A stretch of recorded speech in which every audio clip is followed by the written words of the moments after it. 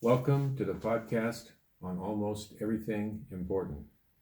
Bienvenidos al podcast sobre casi todo lo importante. I'm Professor Raymond L. Williams of the University of California, Distinguished Professor Emeritus and author of 17 books. Yo soy el Profesor Raymond L. Williams de la Universidad de California,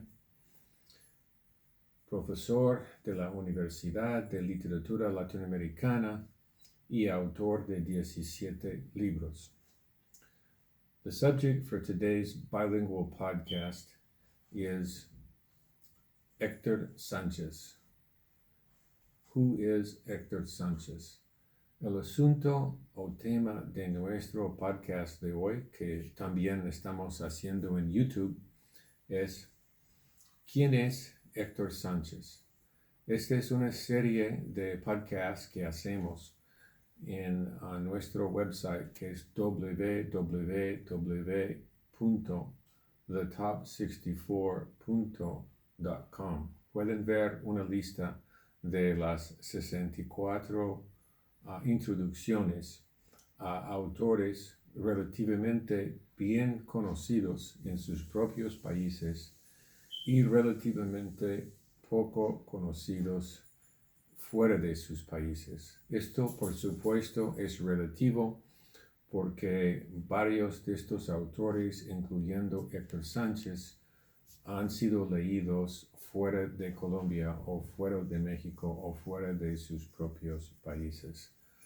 These podcasts are part of a series of 64 introductions to Latin American writers who we claim are relatively well-known in their country of origin and relatively well-known in the country of origin and relatively unknown in the rest of the world, although in many cases, such as Hector Sanchez, they actually do have readership abroad. Hector published his first novel, Las Maniobras, in Mexico, so he had a natural readership in Mexico from the beginning. He also published early on books in Spain. So was by no means an unknown outside of Colombia, but nevertheless, in relative terms, Hector is relatively unknown outside of Colombia and was never translated into English. I'm using the past tense because, unfortunately, Hector Sanchez passed away in the past year, at the end of 2018, beginning of 2019. We lost Hector. Entonces estoy refiriéndome a Hector Sánchez en el pasado porque desgraciadamente se falleció al final del año pasado. Entonces, el asunto es Hector Sánchez y voy a hacer introducciones a él y voy a leer algunas cositas de su obra. So our topic is Hector Sanchez, so I'm going to read a little bit about him. And you that are on YouTube are going to see how I do the podcast. I'm not doing YouTubes on all of these writers, but I wanted to do YouTube tonight because I have some visuals I want to do with Hector Sanchez. Why do I have visuals? I have visuals because Hector Sanchez is a writer that, like Mario Vargas Llosa and a lot of other Latin American writers, was influenced early on by the first narratives that many of us read, which were these comic books here. So I have some comic books that I want to show you as we talk about Hector Sanchez. This is part of my late career advance into visual arts a little more. Some of you might know that I've done a little on visual arts. I have a highly cited interview with Garcia Marquez about the visual arts. Entonces, en esta introducción vamos a hablar un poco también de artes visuales.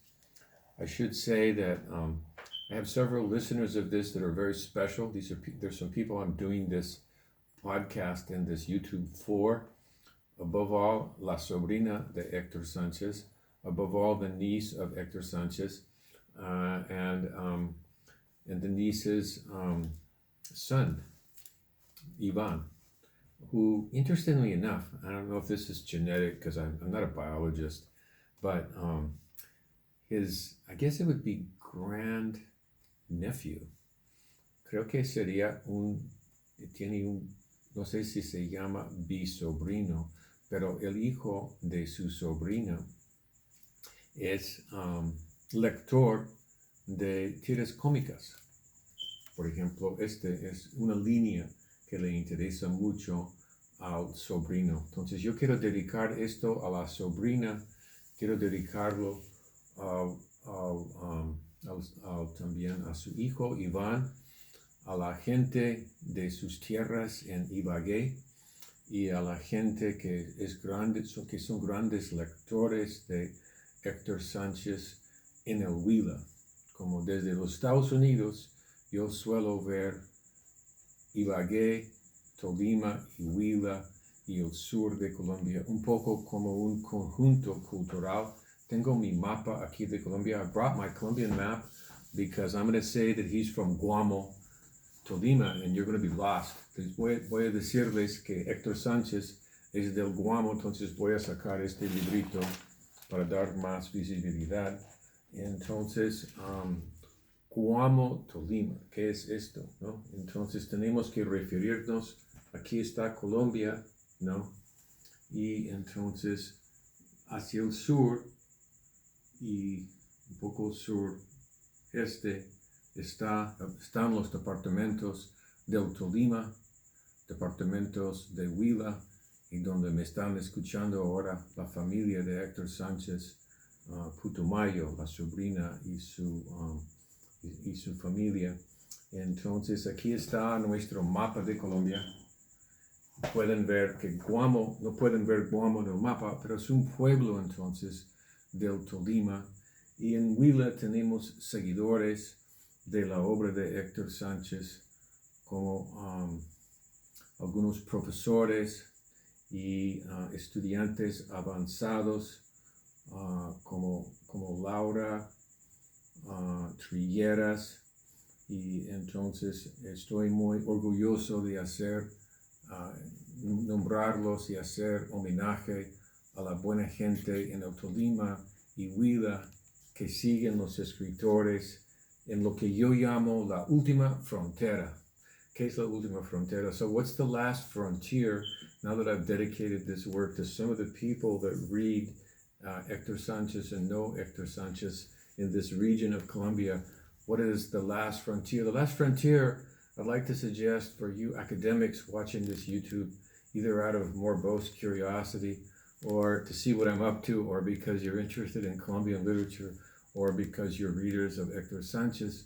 The last frontier is this region that, amazingly enough, after all of these centuries of studying Colombia, we really haven't studied very much from the perspective of what we would call the foreign scholars, those of us that from the outside try to offer different perspectives on Colombian literature and culture.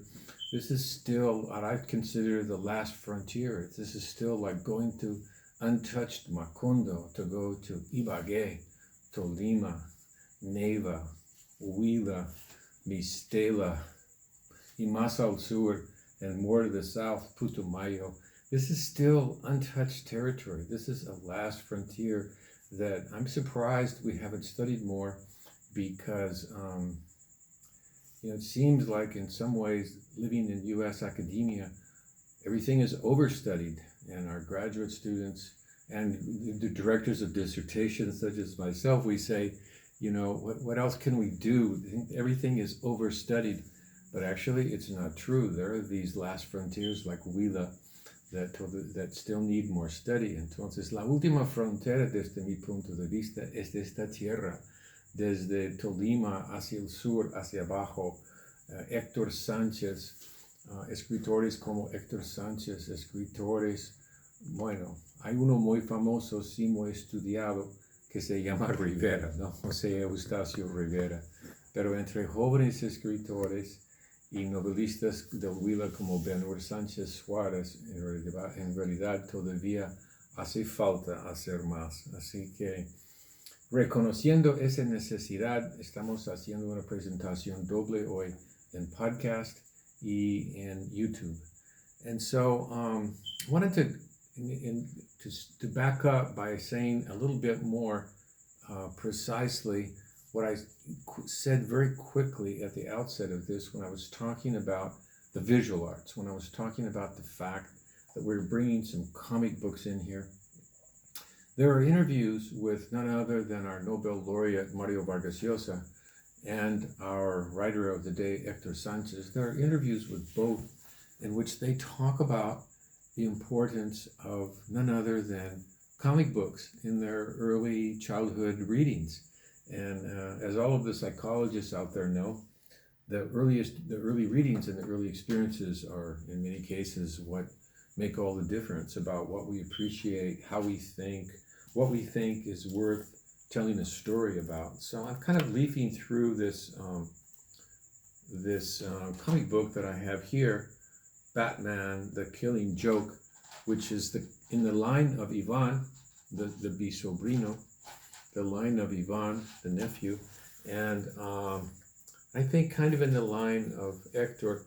All comic books are kind of in the line of Hector, though. I'm gonna explain that in a minute. But what I wanted to point out that you see in a comic book is this right here. I'm sure all of you are familiar with this. Now, those of you on the podcast can't actually see this, so let me describe this while I hold it up to the screen here for the YouTube. I want to point out that this is the big letters. It says "bedumpt." Bedumpt, it's B-D-U-M-P, ¿no? Las letras grandes de las tiras cómicas, bedumpt.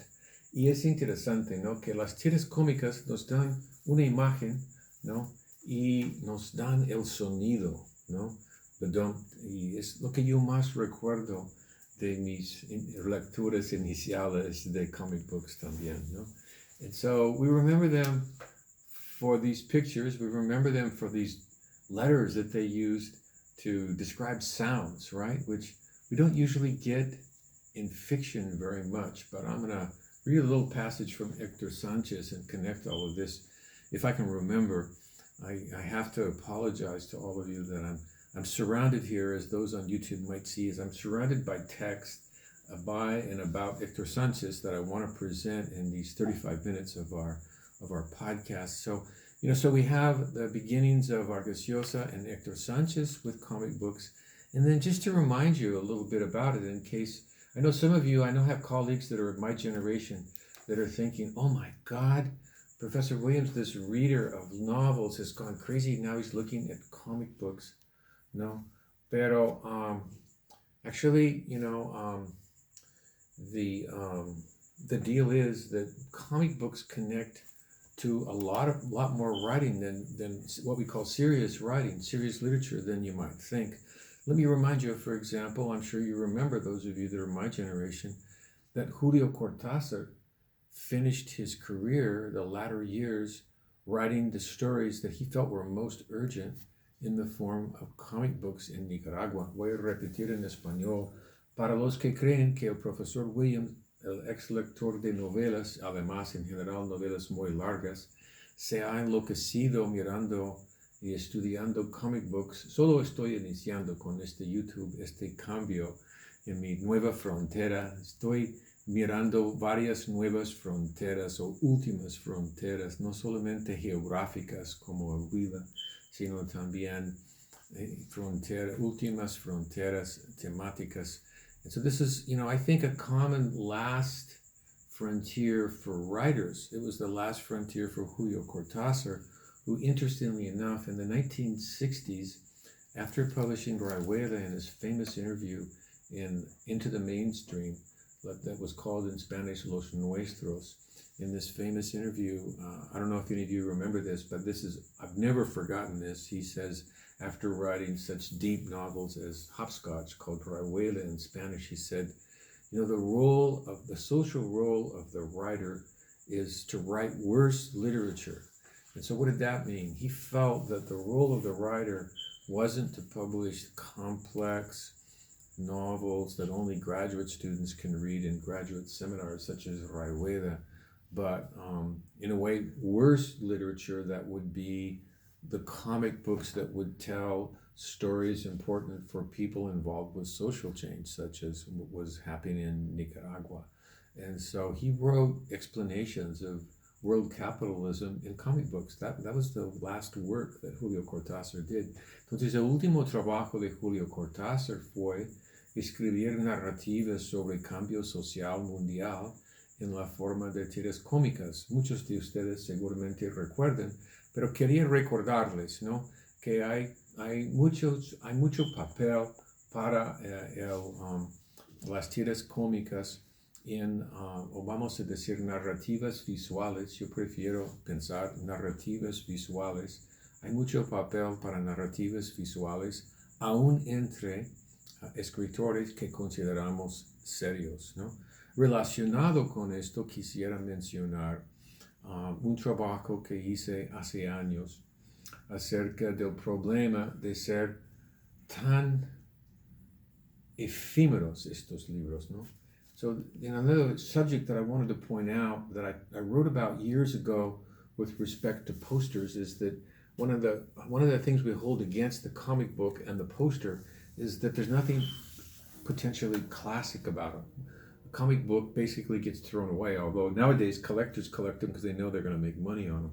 But originally, comic books were cheap books, and you bought them because they were cheap and you threw them away. That's what happened to all of mine. I probably could retire in Malibu if I had kept all my comic books and to sell them later on. And probably our YouTube guy Eric could do the same thing if he kept all of his comic books. But they're throwaways, as were posters. The original posters of my generation were the posters we had of rock stars in our dorm rooms mostly. From what I remember, there might have been a few other things we had posters other than rock stars, but we won't talk about that. But the poster also was a throwaway. Who kept the posters? And so that's kind of that's the nature of the genre. The point of an article that I published in the late 70s, very theorized and a lot of that kind of stuff. But the basic point was that there's some kinds of literature, very valid literature, that doesn't actually pretend to be classic, no?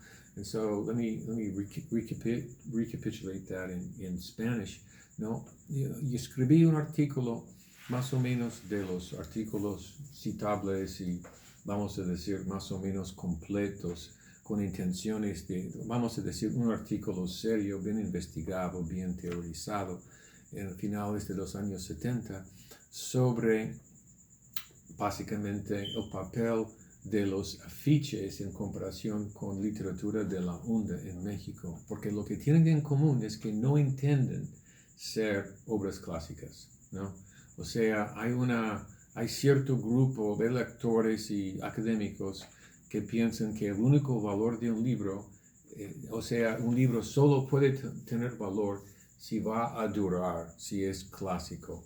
Pero ¿qué tal cambiar esta expectativa clásica? ¿Qué tal pensar que puede existir literatura buena que no sea clásica, literatura buena que no pretenda ser duradera, ¿no? Y este es el caso yo arguí el caso del póster y el caso de la literatura de la onda. Perfectamente throwaway, ¿no? ¿No? Entonces es una literatura basurera in cierto sentido. Curiously enough, actually, all of these novelists are now kind of classic. That is, Gustavo Sainz, Jose Agustin are still writers that we're still reading and studying. So they're not exactly throwaways, and neither are the posters, because now we have museums with all of these, like, for example, late 19th century French posters. They're in frames and they're considered works of art. So even the throwaways are becoming classics according to our culture industry, but I think you can see my point. Maybe you don't see the point, but I just want to suggest there is a point that you can find discussed in my article and others. There's a strong argument that there's a lot of value for literature that's not permanent. I think in our internet world, this is easy to accept because we even have Instagram now in which we see narratives that necessarily disappear in, I think it's a day. How long do they last, Eric? Those stories, like a day, 24 hours or something like that. So, they don't pretend to be permanent. They actually intend to be temporary. And so, that's also something I wanted to bring that up about, kind of like the importance of non-classical literature. And that might be something to do with Hector Sanchez. I think Hector Sanchez has some work that's going to last forever. But if it doesn't, that might be another value. I'm sure it's gonna last in our library, so we can study this phenomenon that we study of La Onda, this phenomenon that we study of this artistic phenomenon of posters, of comic books, and of some kinds of novels. So that's my introduction to the comic book and the poster. Lo que tienen en común el afiche, o sea, el póster, el afiche, el comic book y algo de la obra de Hector Sánchez es que es muy visual. Resulta que yo soy muy visual. Yo recuerdo cosas visuales mucho mejor que cosas no visuales. Hay muchos seres humanos así. También hay seres humanos que no son tan visuales, que dependen más del tacto o lo que sea. Yo soy muy visual. Entonces yo aprecio afiches, comic books y novelas visuales. La obra de Hector Sánchez es muy visual. Es una de mis introducciones. So I'd like to begin with my more classic introduction now, because in these podcasts I generally start with a few biographical comments and a few things about the work. So let me start by saying that Hector Sánchez is from the region of Tolima, the small town called Guamo. That's I read most of his work, and they were talking about a work of 12 to 15 novels, and much of it has to do with Guamo. And what's happened with me is that I know Guamo so well through Hector Sanchez's work that I don't actually want to go see Guamo, because I know it's going to mess up my image of Guamo. This is the same thing that happened to me. This didn't happen to me with very many writers.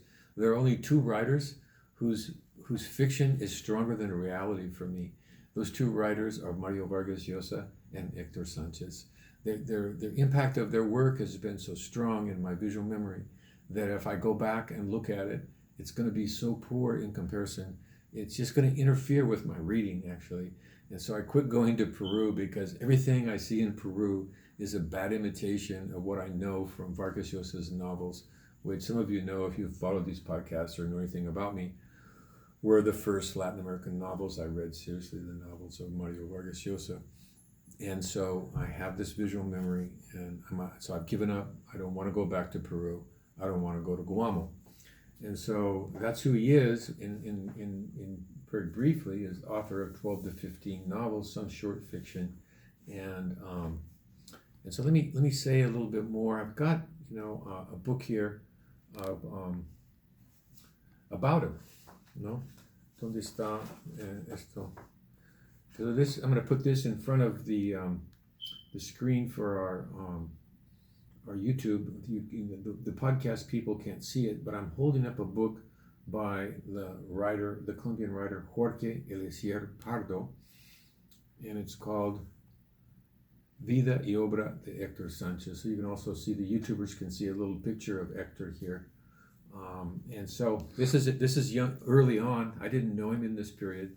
I should say, as a disclaimer, that I've studied his work, Hector Sanchez's work, from early in my career, but I never knew him until I published everything, pretty much.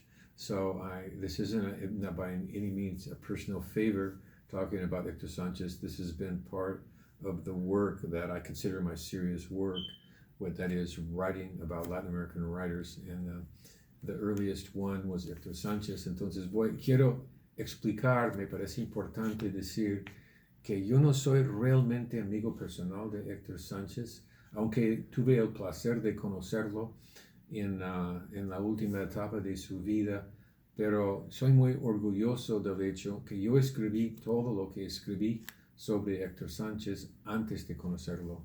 Entonces, si Mario Vargas Llosa fue el primer escritor que me impactó como lector, Hector Sanchez es el primer escritor sobre el cual yo escribí seriamente. ¿Qué significa esto, seriamente? Es el capítulo 2 de mi tesis doctoral. Mi tesis doctoral comenzó con una introducción a la narrativa colombiana después de 100 años de soledad, y el primer capítulo que escribí fue sobre las causas supremas de Hector Sanchez. Entonces voy a compartir con ustedes algunas ideas de esta tesis, pero no corran, por favor, no voy a leer largos pasajes de mi tesis doctoral. Yo sé que ustedes que están leyendo este podcast manejando coches se van a quedar dormidos si leo demasiado de mi tesis doctoral. Es muy, es muy académico al fin y al cabo. So the curious thing is, now that I've pointed out that the first writer that I read seriously was Mario Vargas Llosa, and it left this strong visual image.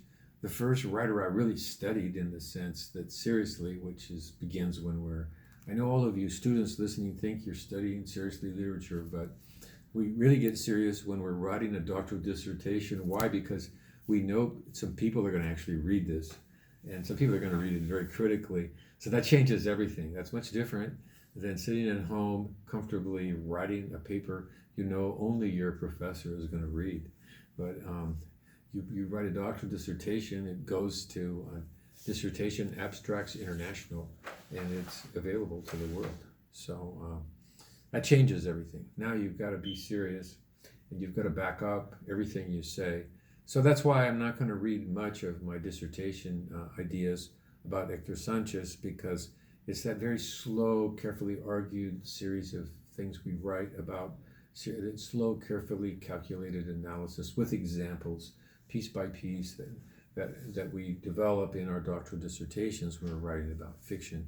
So I held up the book by Jorge Alessier Pardo, and the print is very small and very light in the early editions of Pijao. Maybe it's because it's pretty old too. I can barely read it. So I copied the first line of it, so you can see what Jorge Alessier Pardo, how he starts describing Hector Sanchez. Entonces, he copiado las primeras líneas del libro de Hector Sanchez, de Jorge Alessier Pardo sobre Hector Sanchez.